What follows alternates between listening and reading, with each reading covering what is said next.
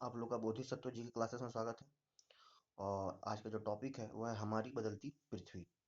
तो पृथ्वी के आंतरिक भाग में अंतर्जनित बल कभी कभी आकस्मिक गति उत्पन्न करता है, जिससे भूकंप एवं ज्वालामुखी जैसी आकस्मिक गति के कारण पृथ्वी की सतह पर अत्यधिक हानि होती है।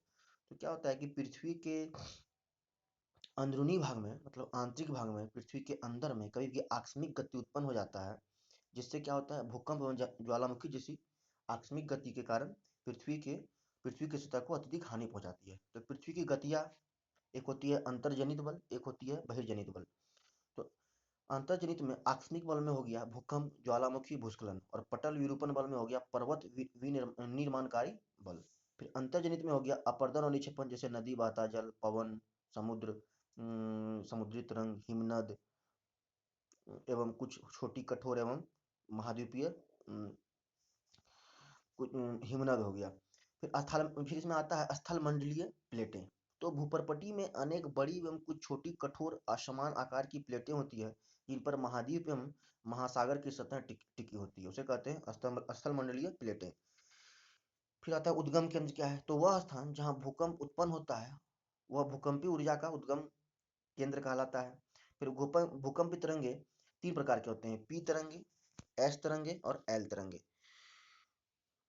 तो भूकंप तीव्रता 2.0 या उससे कम प्रभाव ना के बराबर होता है। फिर भूकंप तीव्रता 5.0 तो वस्तुओं के गिरने की क्षति पहुंच सकता है, और भूकंप तीव्रता अगर 6.0 या उससे अधिक हो तो बहुत शक्तिशाली और बहुत हानिकारक होता है। ये हो गया भूकंप की विशेषता। कौन होती है? पी तरंगे, एस तरंगे और एल तरंगे। एल तरंगे सबसे हानिकारक होती है। फिर आता है नदी के कार्य। तो जब नदी किसी खड़े ढाल वाले स्थान से अत्यधिक कठोर सेल या खड़े ढाल वाली घाटी में गिरती है तो क्या बनता है? जलप्रपात बनता है। मतलब जब नदी किसी ढाल वाले पहाड़ी क्षेत्रों में किसी ढाल वालों से सेल या चट्टानों से, खड़ी ढाल वालों से घाटी में गिरती है तो उसे ही हम लोग जलप्रपात कहते हैं। जब नदी मैदानी क्षेत्र में प्रवेश करती है तो वह मोड़दार मार्ग पर बहने लगती है, और नदी के इन्हीं मोड़ों को विसर्प कहते हैं।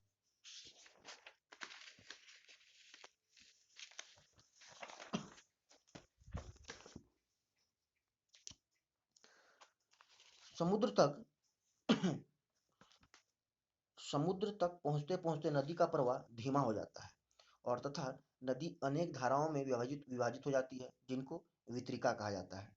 प्रत्येक वितरिका अपने मुहाने का निर्माण करती है, और सभी मुहाने के अवसादों के संग्रह से डेल्टा का निर्माण होता है। सबसे ऊंचा जलप्रपात वेनेजुएला का एंजिल जलप्रपात है, और कनाडा तथा यूएसए की सीमा पर स्थित नियाग्रा जलप्रपात है, और अफ्रीका में जाम्बिया एवं जिम्बाब्वे की सीमा पर विक्टोरिया जलप्रपात है।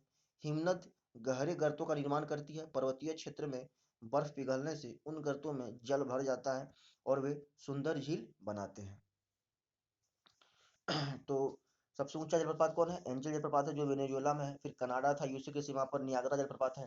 फिर अफ्रीका और जाम्बिया की सीमा पर, जिम्बाब्वे की सीमा पर विक्टोरिया जलप्रपात है। तो इस वीडियो के माध्यम हम लोग क्या जाने दोस्तों कि भूकंप की क्या विशेषता है, कहाँ केंद्रित होती है, वो कैसे उत्पन्न होती है, सबसे हानिकारक तरंगे कौन है। फिर नदी के बारे में जाने, जलप्रपात कैसे बनता है, सबसे ऊंचा जलप्रपात कौन है। तो इस वीडियो के माध्यम से आप लोग छोटी लेकिन इम्पोर्टेंट टॉपिक को आप लोग जाने, और आप लोग इस वीडियो को 1 से 2 बार देखें और अच्छी तरह से समझें। धन्यवाद दोस्तों। जय हिंद, जय भारत।